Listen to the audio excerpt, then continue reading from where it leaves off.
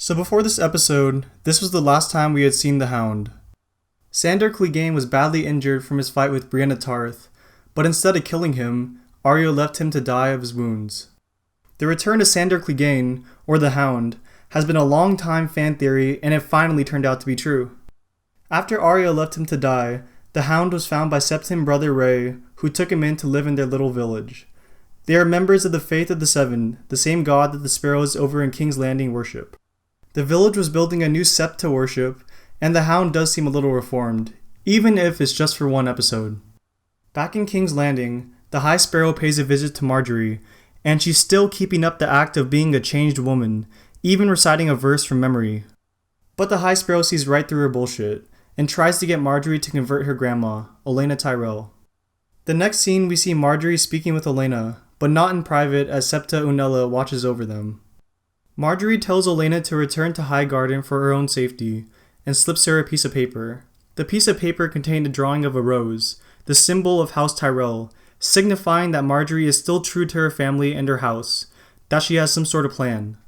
Jon Snow, the Wildlings, and Tormund are shown discussing whether or not they should help in taking back Winterfell. Tormund reminds them that Jon Snow saved all their asses, and that beating Ramsay is really the only hope of survival they have. My favorite part of the scene is when Woon gets up, and all he says is Snow, as a sign of his support, and then just walks away. So Cersei tries to make peace with Olenna, but that old woman holds grudges, and she still remembers how Cersei smirked at her when Margaery and Loras were being dragged away.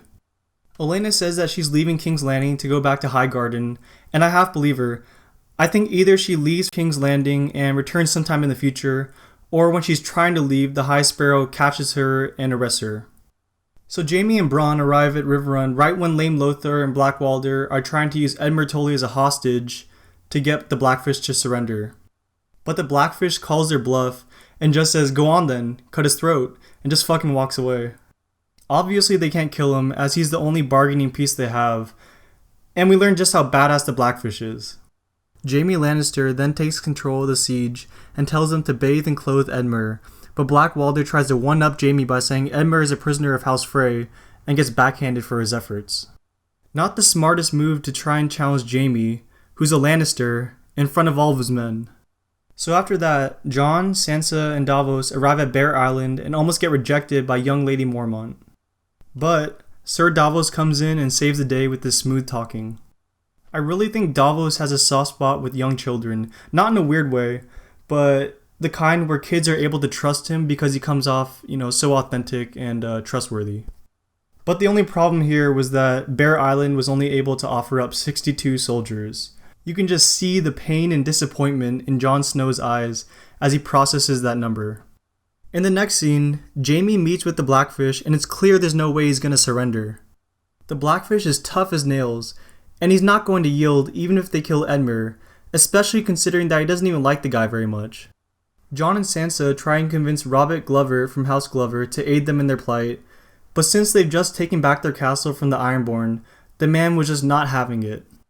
Adding on to that, the Boltons helped them reclaim Deepwood Motte, and Robb Stark didn't help them at all. There's nothing that would have convinced him, not even Davos. So Yara is shown in Volantis relaxing and having a good time, while Theon is still extremely traumatized by what Ramsay did to him.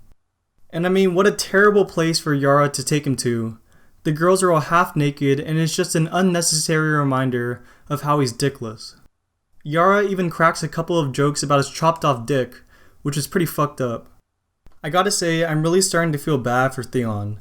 The guy's been through some shit, and I would've ended it a long time ago.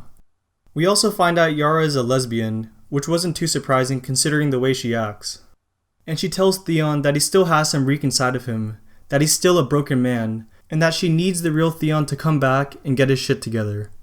It's a tall task to ask of him, but I bet Theon does come back stronger than ever, as we've already seen him make so much progress since his days as Reek. So Jon and Sansa know that they are heavily outnumbered by Ramsay's forces, and that there isn't enough time to get more men. In a last-ditch effort, Sansa writes a letter to Littlefinger asking him for assistance.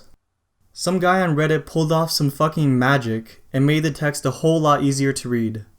It says, "Now you have a chance to fulfill your promise. Knights of the Vale are under your command. Ride north for Winterfell. Lend us your aid, and I shall see that you are true to your word.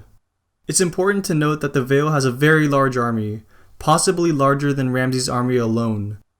I'm almost certain they will be there during the Bastard Bowl, and will play a big role in the battle. So next we see Septon Ray give his life story and explain why he converted himself into a member of the Faith of the Seven, but his talk is cut short by 3 members of the Brotherhood without banners. Remember Lord Beric Dondarrion and Thoros, the Red Priest who brought him back to life? They are members of the Brotherhood without banners, although it seems as if their intentions have changed since we last met them.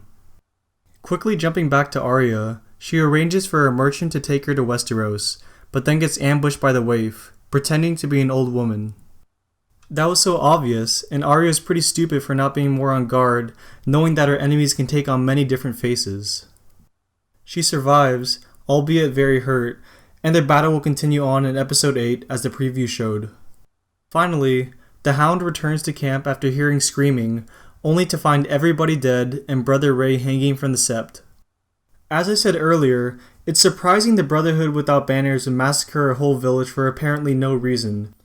The whole idea behind their group was to protect the commoners from the likes of kings and queens, so it seems as if the group has devolved to evil intentions.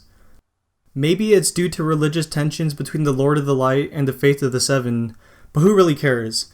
I'm just looking forward to the Hound finally making a return to his old self. Thanks for watching the video, guys. Please click like if you enjoyed it. And I'm going to be putting out Game of Thrones content every week, probably a couple videos, until the season's done. And then I'll be putting out more content on stuff that interests me. So if that sounds like something up your alley, please subscribe to my channel. I need to eat. No, I'm just kidding. This isn't my job, but yeah, subscribe please. Thanks. Bye.